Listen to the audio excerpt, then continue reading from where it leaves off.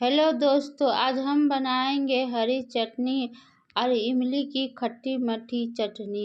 इस चटनी को आप दही बल्ले, कचौड़ी, समोसे, पकोड़े और कई तरह से खा सकते। चलिए इस आसान सी चटनी को बनाते हैं।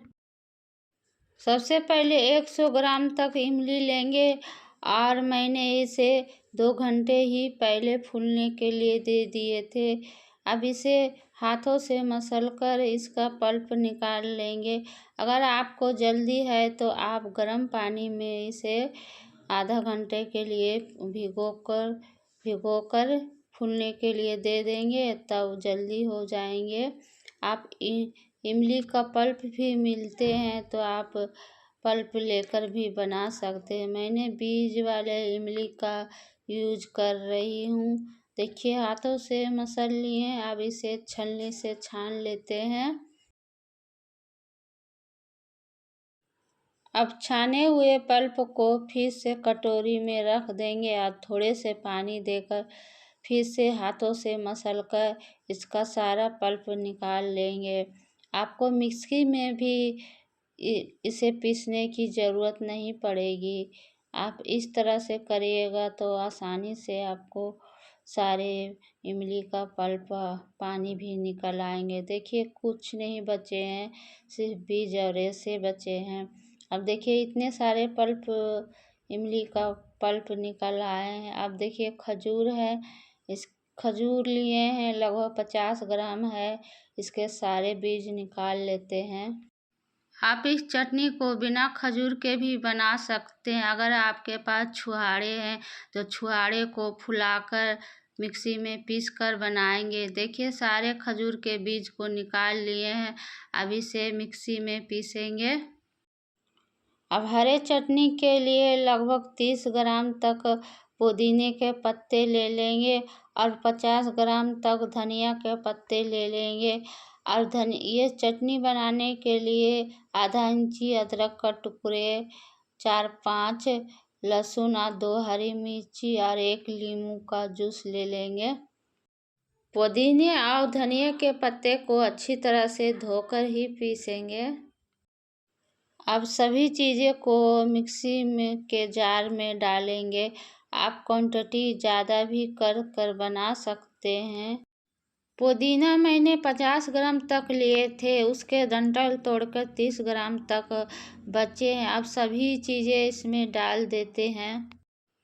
अब इसमें आधा चम्मच नमक डालेंगे, स्वाद अनुसार नमक डालेंगे।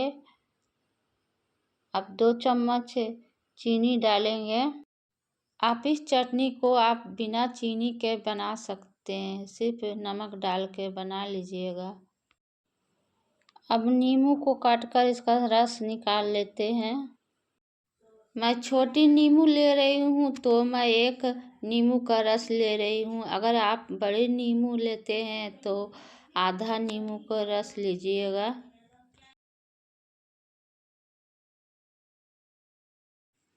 देखिए चटनी को पीस लिए हैं। अब निकाले हुए नींबू के रस को इस चटनी में मिला देते हैं। अब एक बार और चला लेते हैं चटनी को। देखिए चटनी पीस लिए हैं।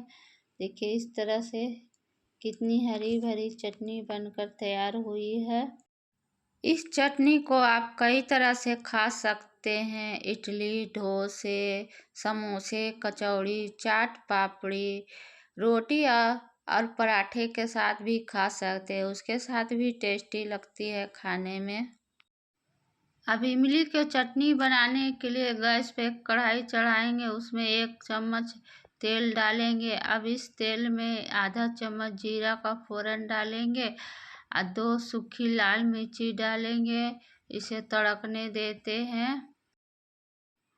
अब इसमें 1 इंची अदरक का पेस्ट डाल देंगे। अगर आपके पास सौंठ पाउडर है तो सौंठ पाउडर भी डाल सकते हैं। अब इसे हल्का सा चला लेंगे धीमी आंच पे। फिर अब इसमें इमली का पल्प डाल देते हैं। इस चटनी में आप और भी मसाले डाल सकते हैं, जैसे सूखी लाल मिर्ची का पाउडर, फिर भुना हुआ जीरा का पाउडर और धनिया का पाउडर भी डाल सकते हैं। मेरे घर में बच्चे भी खाएंगे, इसीलिए मैं नहीं डाल रही हूँ। अब इसमें 200 ग्राम गुड़ डालेंगे। मैंने 100 इमली लिए थे तो 200 ग्राम गुड़ ले रही हूँ। अगर आप मीठा कम खाते हैं तो कम ही गुड़ लीजिएगा। अब इसमें पिसे हुए खजूर भी डाल देते हैं। मैंने खजूर वाला गुड़ लेकर बनाया है, आप कोई भी गुड़ लेकर बना सकते हैं। अब इसमें आधा चम्मच काला नमक, आधा चम्मच सादा नमक डालेंगे। इस चटनी को आप बिना गुड़ के भी बना सकते हैं, आप इसमें चीनी मिलाकर बना सकते हैं। अब इसमें 2 चम्मच चीनी डाल देंगे, इससे चटनी में अच्छी कलर आती है, देखने में अच्छे लगते हैं। अब इसमें 1 चम्मच कश्मीरी लाल मिर्ची डाल देंगे। अब इसे 5 मिनट तक पकने देंगे। यह रेसिपी को आप लोगों को किचन में अब दिखानी पड़ेगी, क्योंकि यह छोटी सी सिलेंडर है, ये इसमें गैस ख़त्म हो गए हैं, तो मैं अब किचन में आ गई हूँ। देखिए, इसे 5 मिनट तक यहीं पे पकने देंगे। मेरी ना किचन में थोड़ी लाइट कम आती है, तो मैं जब भी वीडियो शूट करती हूँ तो उधर बालकोनी में छोटी सी सिलेंडर में बनाती हूँ। अब चटनी तैयार हो गई है, अब गैस कर देंगे बंद।